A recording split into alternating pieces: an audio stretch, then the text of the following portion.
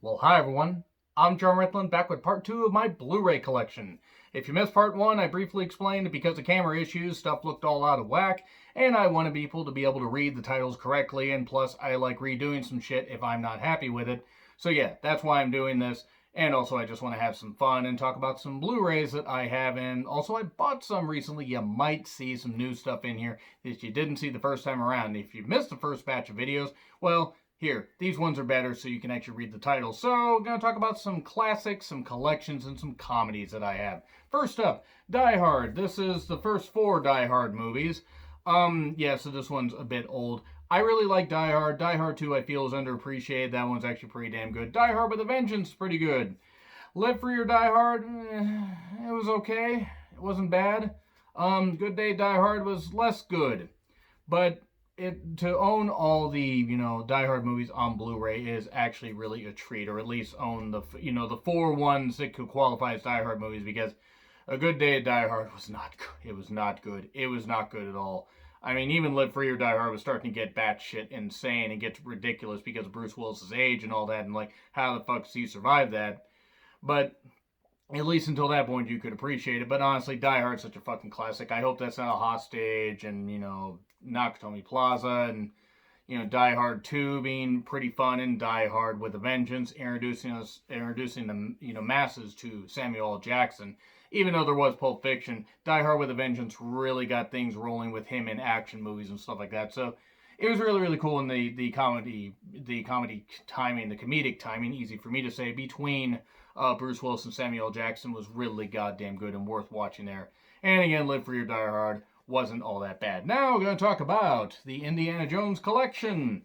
Yeah, it's the Indiana Jones movies, Raiders of the Lost Ark, Temple of Doom, Last Crusade, and unfortunately, The Kingdom of the Crystal Skull. It does also have some bonus features, which is pretty goddamn nice.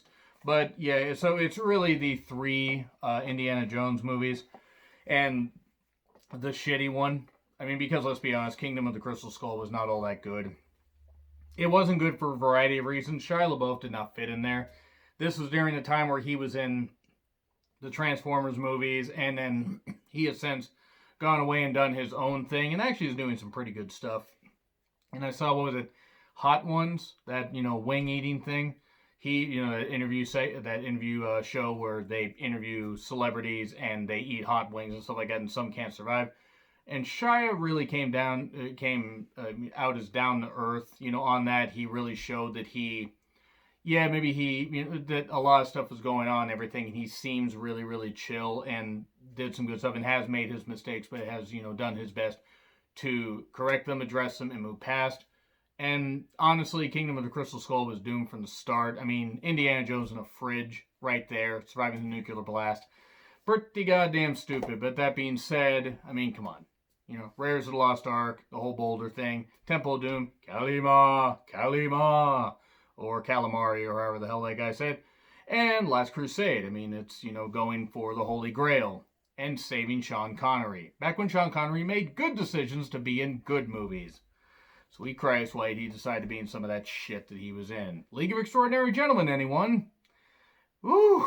Oh, that Avengers 1997, 98, I think it was what it was. Yeah, The Avengers, or Avengers, based on the television program. It had Sean Connery, Ralph Fiennes, or Ralph Fiennes, and Uma Thurman, and it still sucked.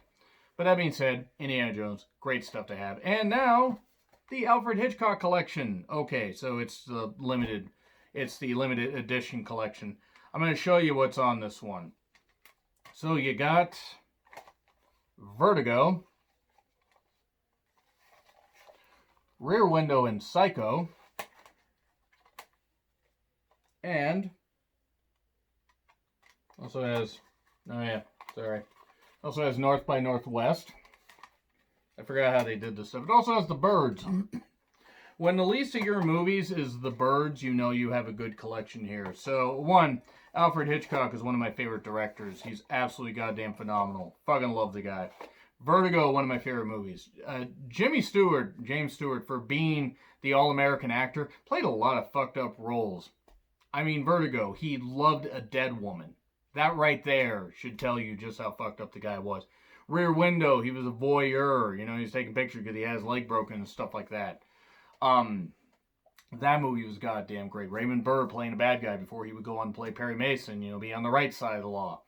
The Birds, you know, birds attacking and stuff like that. And had, you know, Tippi Hedren, fucking beautiful. And unfortunately, Alfred Hitchcock loved his female co-stars a little bit too much, or his leading women a little bit too much. Alfred Hitchcock was also insane, but that aside, he was a really good director. I mean, I can't excuse any of the behavior he had or any of the stories you hear, but goddamn, he wasn't a great director. Psycho, Boy's Best Friend is His Mother. I'd go on talking about this stuff. North by Northwest, that scene, that chase scene, that is really good shit.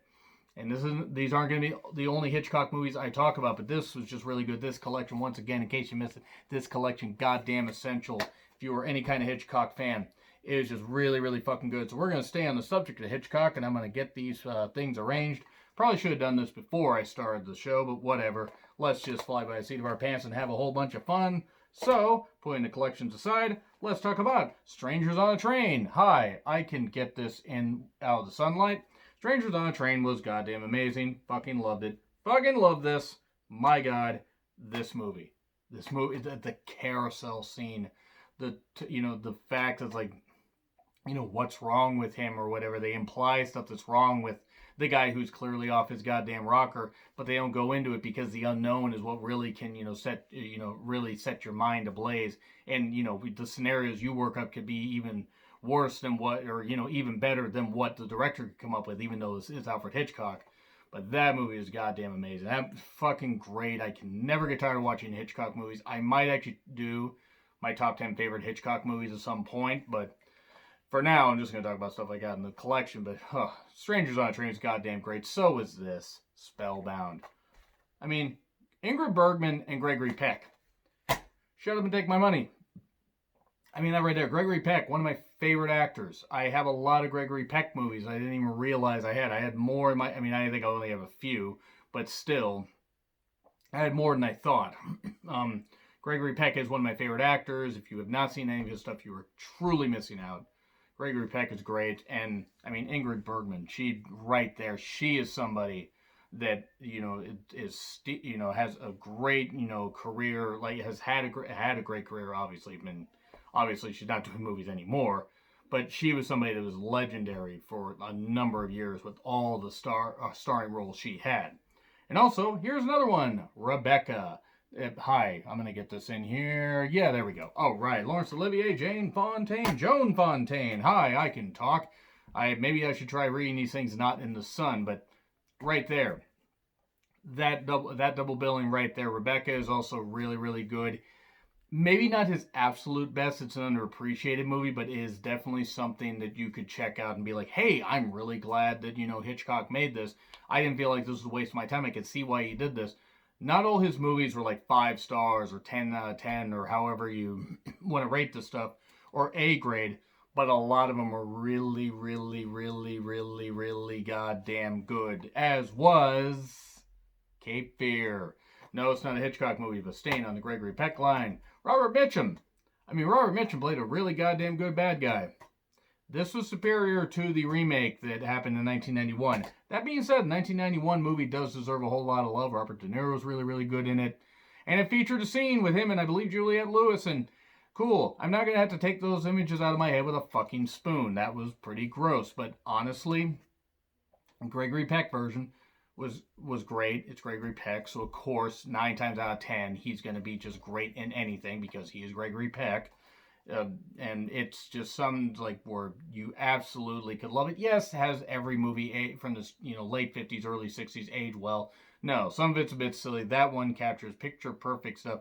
The picture's phenomenal. The sound's phenomenal. Everything about this, from the cast to just the music, captured perfectly. And also another Gregory Peck movie. No, I will not get off of this Gregory Peck talk yet. To Kill a Mockingbird.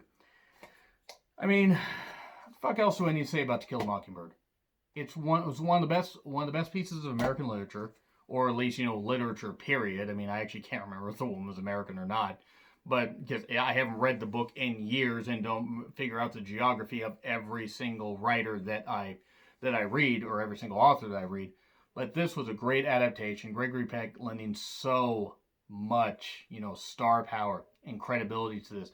This movie would have not happened without him. And that's all due respect to everybody else in the cast who was absolutely phenomenal. From the kids to the other adults in there, for the bit parts, everybody above, and to Gregory Peck's level. If it hadn't been for him, this would not have been able to succeed because he is just that goddamn good.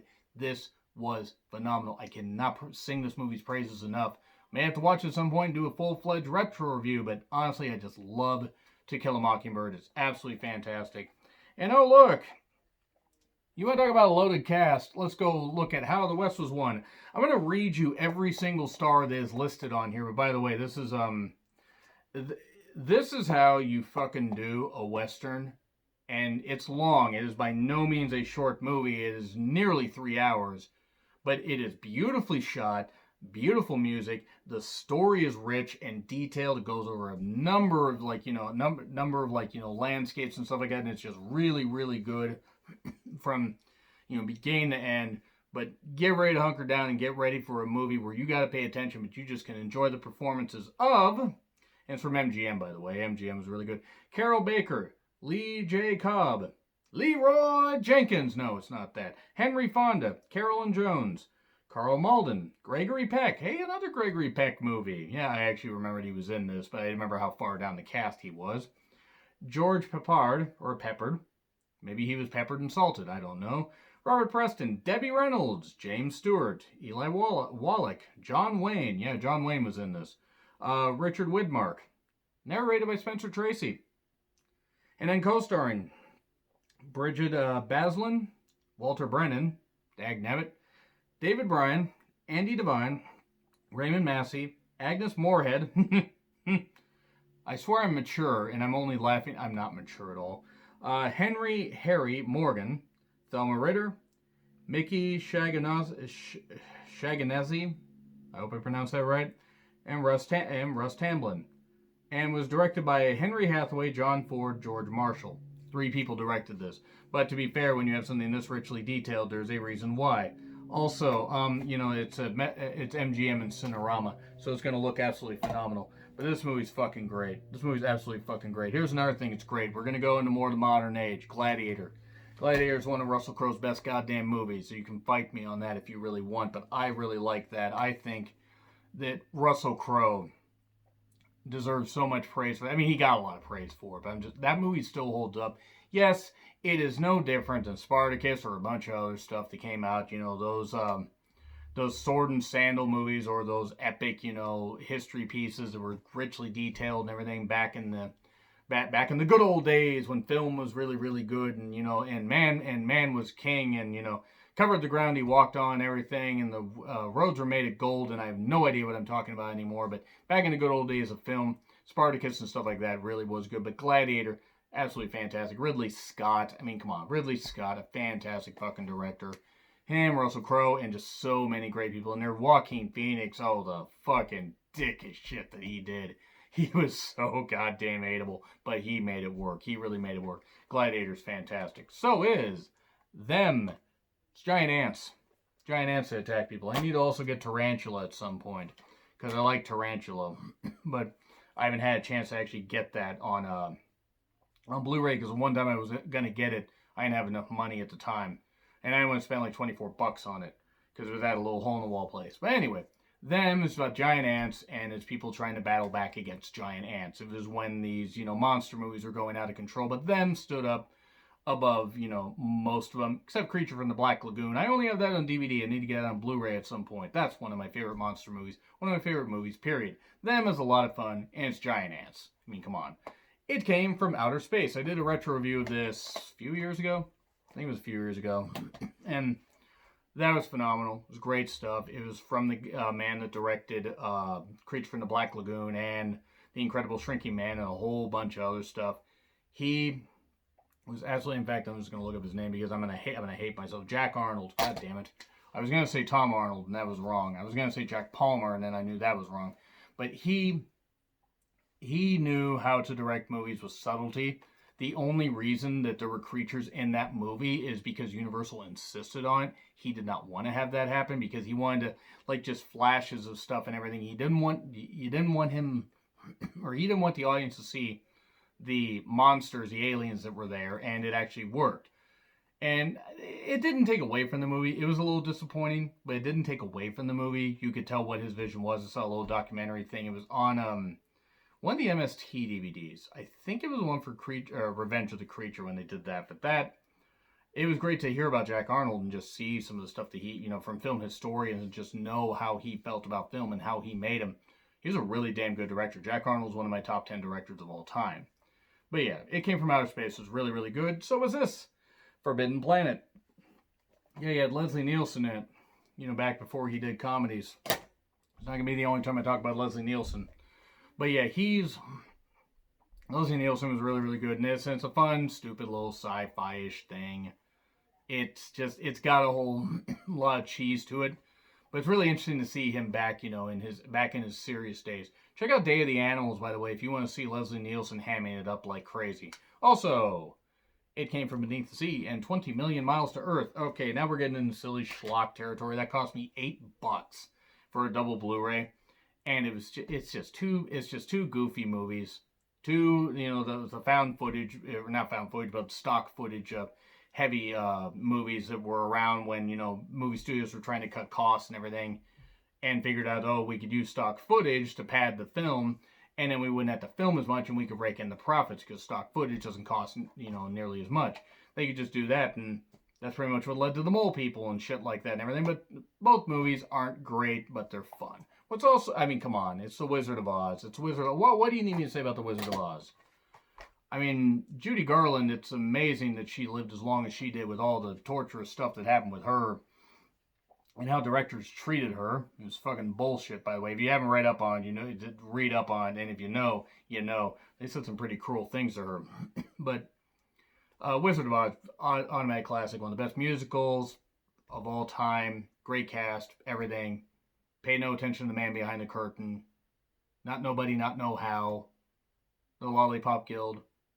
So, so there were some women. I actually would make fun of a couple of my friends because they were short or whatever. They said, well, this will be history. I said, it'll be history. And they didn't like that because they were talking about, something from their life. So I said, but don't give me that line then. Anyway, no, kidding enough of that.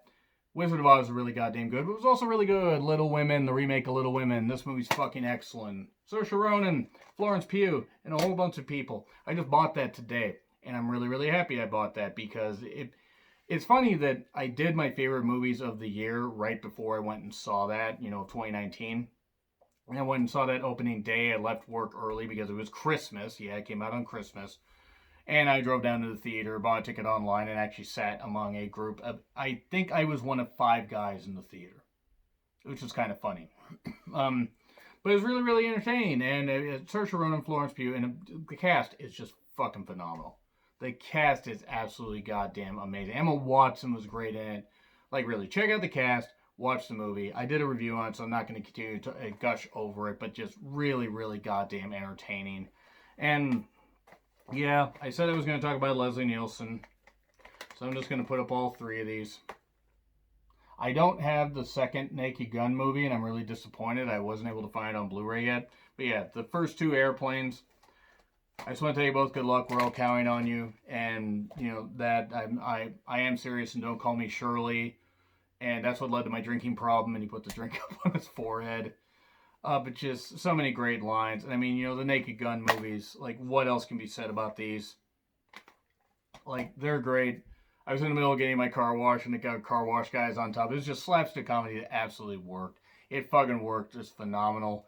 Check out those movies if you want to see slapstick comedy. It's so stupid, but it's so entertaining. The first Airplane. Okay, boys, let's get some pictures. And you got the news guys, the reporter guys stealing pictures off the wall and everything. And then they run into the booths to go report, and the booths tip over. So much stuff, so goddamn good. And also slapstick. Let's talk about Monty Python and the Holy Grail, why don't we? Because it's Monty Python and the Holy Grail. What the fuck else do I need to say about Monty Python and the Holy Grail?